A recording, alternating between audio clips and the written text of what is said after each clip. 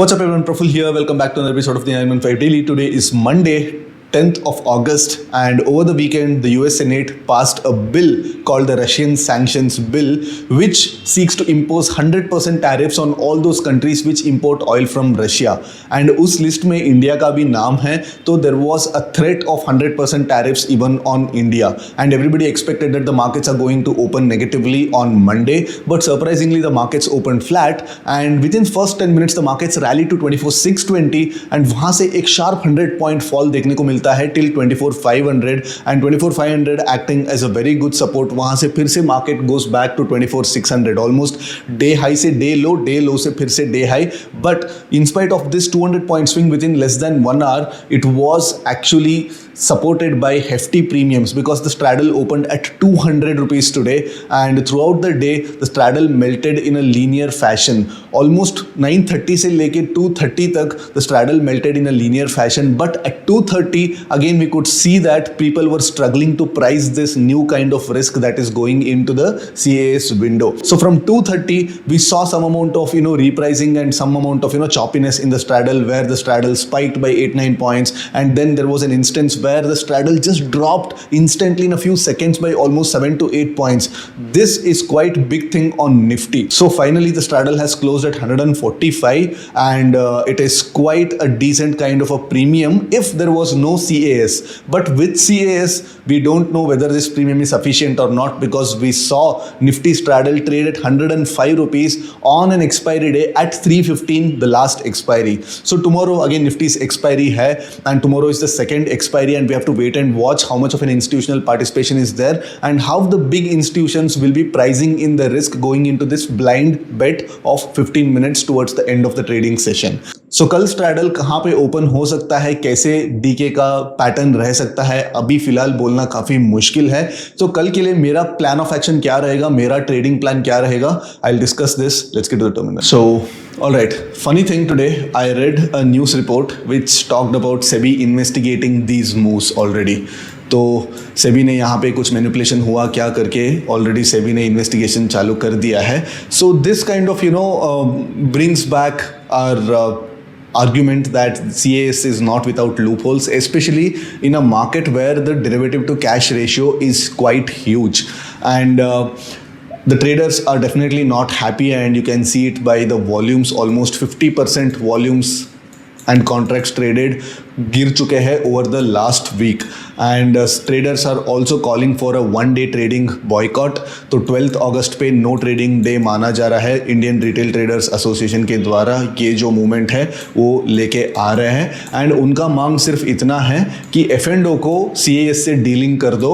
कम से कम 0DT contracts, जो contracts उस दिन एक्सपायरी हो रहा है, कम से कम वो कॉन्ट्रैक्ट्स को CAS से डीलिंग कर दो एंड उनको सेटल कर दो 315 पे on the reference price at 315 before the auctioning starts. And there has been decent number of precedences across the global markets where बहुत सारे global markets पे जहाँ पे CAS चलता है वहाँ पे जिस F&O कॉन्ट्रैक्ट्स उस दिन एक्सपायर होता है, for which we call them 0DT और एक्सपायरी डे कॉन्ट्रैक्ट्स, उन एक्सपायरी डे कॉन्ट्रैक्ट्स को स्पेशली इंडेक्स ऑप्शंस को सेटल किया जाता है a few minutes before the market goes into the CAS. तो similar kind of a model को follow करने के लिए the retail traders association is asking, and a lot of traction has been obtained over the social media, and definitely I would not punch a single trade on that particular day. Whether I am participating in not it or not, that's a completely different question. But जब ऐसी situation आता है वहाँ पे liquidity आपको trade करने के लिए बिल्कुल नहीं मिलने वाला है. आपको बहुत ज़्यादा बड़े बड़े स्लिपेजेस मिल सकते हैं, इम्पैक्ट कॉस्ट आपका बहुत ज़्यादा हो सकता है. So that is why I will also definitely be not punching a single order on that particular day.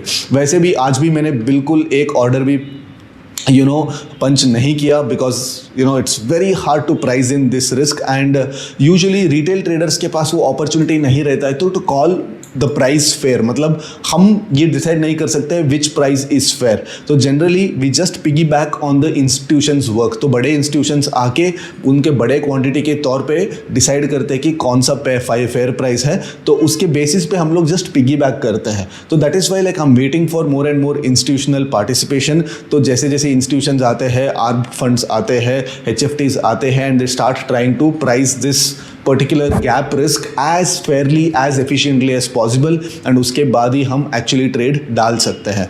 तो if you look at this, you can notice last 1 hour में कैसे मार्केट्स बिहेव किया. तो 153 से there was like sharp spikes on either sides, and you can notice that like कैसे 165 से immediately 145 तक almost एक 20 पॉइंट्स का क्रश आया in a span of less than 10 minutes. And अगर लास्ट निफ्टी एक्सपायरी आपको याद है तो 1 o'clock से लेके 3:15 तक there was a consistent spike in the straddle. आप कुछ करे बिना अगर आपका ऑप्शन पोजिशन सोल्ड है तो आपका लॉस माउंट हो रहा था कंटिन्यूसली, एंड उसके बाद भी almost 150 points higher market close हुआ.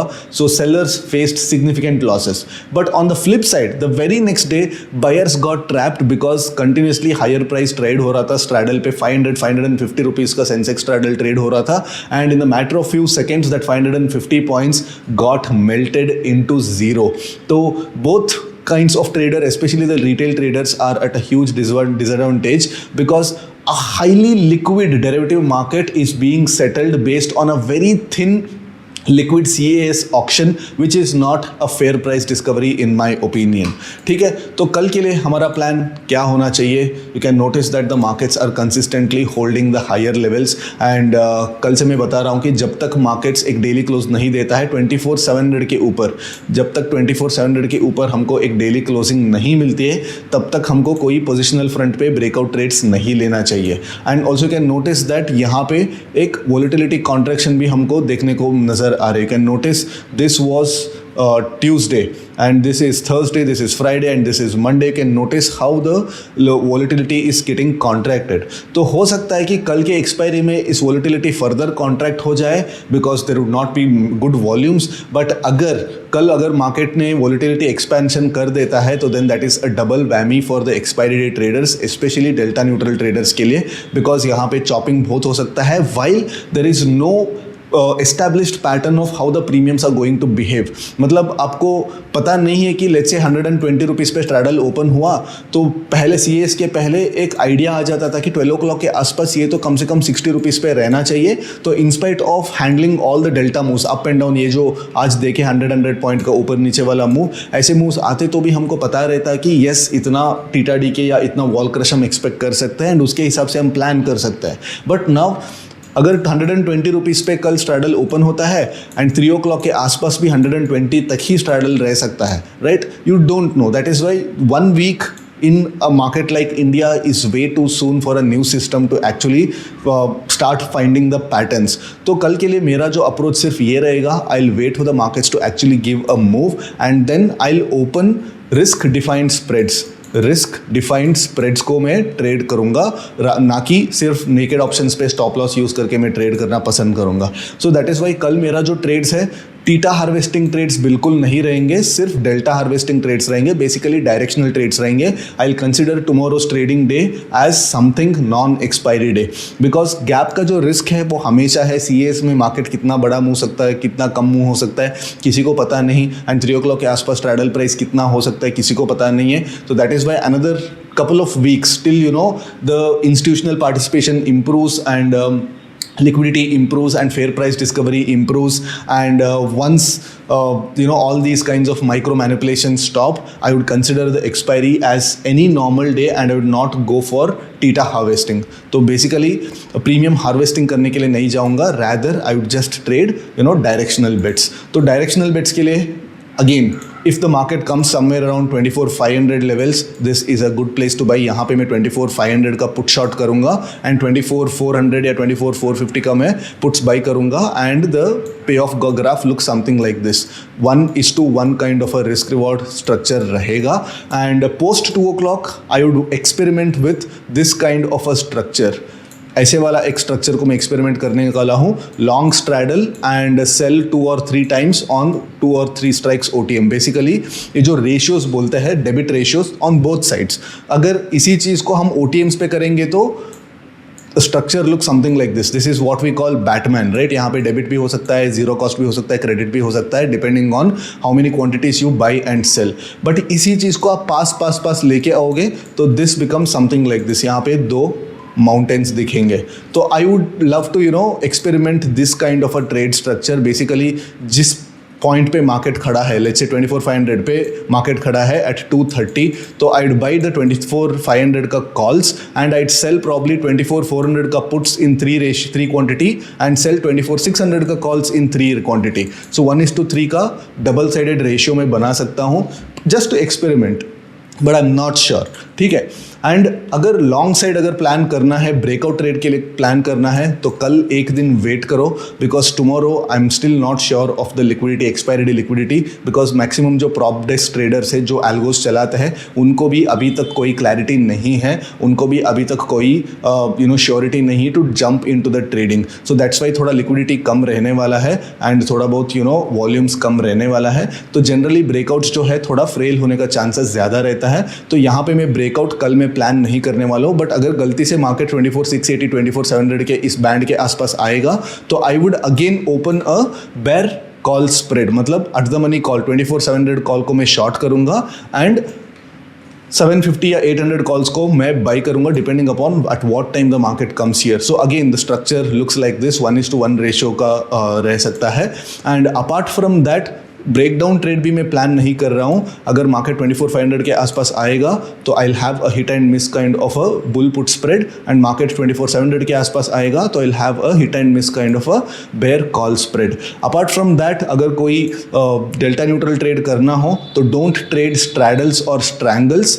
स्ट्रैडल्स और स्ट्रैंगल्स दोनों को मत ट्रेड करो, rather go for an iron fly और अ आयरन कॉन्डोर. तो ऐसे रिस्क डिफाइंड ट्रेड्स को ट्रेड करो, बिकॉज अगर कुछ वॉल स्पाइक में भी आप फंसोगे, तो वॉल के हिसाब से आपका ज़्यादा रिस्क नहीं होने वाला है, बिकॉज आपका जो सेल लेग के अगेंस्ट दो बाई लेग भी खड़ा है. तो अगर वॉल स्पाइक होता है, तो इन बाई लेग्स भी प्रोपोर्शनेटली गेन कर देता है. तो वॉल लॉस आपको ज़्यादा नहीं होना चाहिए.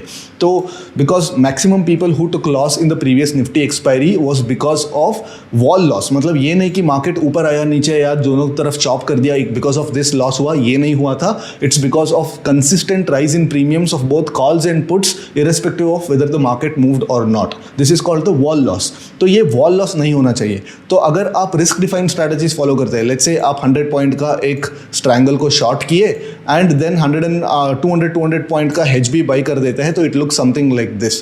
तो ऐसे जो रिस्क डिफाइंड स्ट्रैटेजीज है, these are the better strategies at least for the next couple of weeks. ठीक है. अपार्ट फ्रॉम दैट, ये जो माइनर स्विंग्स है एंड ये जो माइनर सपोर्ट्स है, वहाँ पे मैं ट्रेड नहीं करने वाला हूँ. बिकॉज अगर नॉर्मल एक्सपायरी होती, तो यहाँ पे मैं छोटा छोटा ट्रेड्स में डाल देता था with lot of adjustments and all that. But tomorrow that is not gonna be the case. Tomorrow सिर्फ मेरा 2 मीन रिवर्शन ट्रेड्स के लिए मैं प्लान करने वाला हूँ. नाउ अगर मार्केट बड़ा गैप अप या बड़ा गैप डाउन खुलता है, तो देन क्या करना चाहिए? अगर बड़ा गैप अप खुलता है, दैट इज 24,700 के आसपास या 24,700 के ऊपर अगर गैप अप खुलता है, तो अगर first candle red candle form हो जाता है, अगर first candle red candle form हो जाता है, तो देन मैं एट द मनी कॉल को शॉर्ट करके similar kind of a bear call spread में इनिशिएट करूंगा. बट अगर इतना बड़ा गैप अप होने के बाद भी फर्स्ट कैंडल अगर ग्रीन कैंडल फॉर्म होता है, तो then I will open a neutral iron condor. ठीक है. This is the plan of action if the market opens with a huge gap up. Now, अगर let's say the market reacts for that tariff news and suddenly like we open below 24,400 levels, तो इसके नीचे बोल रहा हूँ मैं, तो इसके नीचे अगर ओपन होता है, इसके नीचे 24,400 के नीचे अगर ओपन होता है, I will give the markets 30 minutes time to actually pick a range. क्या मार्केट इस रेंज में ही रहने वाला है या वापस इमीडिएटली इस रेंज के अंदर वापस घुस जाएगा? अगर इस रेंज के अंदर 10 o'clock के पहले वापस घुस जाता है, तो then I will choose a bullish structure, basically a bull put spread में इनिशिएट करूंगा जैसे मार्केट इस रेंज के अंदर आ जाएगा. बट मार्केट अगर यहाँ पे ओपन होगा, that is between 24,500 and 24,400, then I'll have an iron fly somewhere around 24,500 levels. That is, मैं एक्सपेक्ट करूंगा कि ये जो सपोर्ट है ये आज ब्रीच नहीं होगा एंड मार्केट यहाँ से हिट करके वापस 24,500 के आसपास आने वाला है. इसके एक्सपेक्टेशन में मैं ट्रेड करने वाला हूँ 24,500 का आयरन फ्लाई. तो again I am reiterating, don't go for theta harvesting kind of strategies, premium harvesting kind of strategies, at least for few more expiries. अगर आपको ट्रेड करना है, wait for the markets to come to your levels and just trade spreads which don't have lot of wall exposure. ठीक है. I hope you guys have a good expiry tomorrow. I'll see you after tomorrow's market action. Till then, take care. Bye bye.